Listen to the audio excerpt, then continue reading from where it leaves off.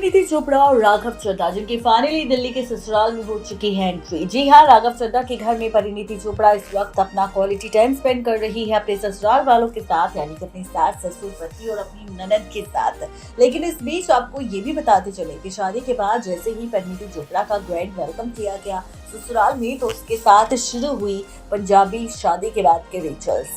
जैसा कि आप सब जानते हैं कि पंजाबी रिचुअल्स के अकॉर्डिंग जैसे ही दुल्हन की एंट्री घर पर होती है तो कुछ पूजा पाठ के बाद यहाँ पर एक थाल लिया जाता है जिसमें अंगूठी छुपा दी जाती है और उस अंगूठी को ढूंढना होता है। जी हाँ, बड़े से थाल में दूध और पानी को मिलाकर रखा जाता है और उसमें गुलाब की पंखुड़ियां डालकर अंगूठी को छिपा दिया जाता है।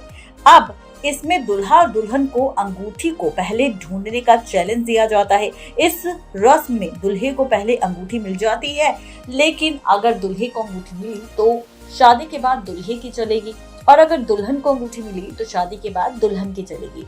खबर है कि ये रस्म परिणीति चोपड़ा और राघव चड्ढा के साथ हो चुकी है, जहां पर जैसे ही थाल दिया गया और उसमें अंगूठी छिपा दी गई तो इस रस्म को परिणीति चोपड़ा ने जीता। परिणीति चोपड़ा को अंगूठी मिल गई, एक बार नहीं बल्कि 3 बार। ऐसे में इस रस्म को जीतने के बाद ये भी कह दिया सासू माँ ने कि इस घर में और इस परिवार में तो भाई परिणीति चोपड़ा की ही चलेगी, जो परिणीति कहेगी वही होगा।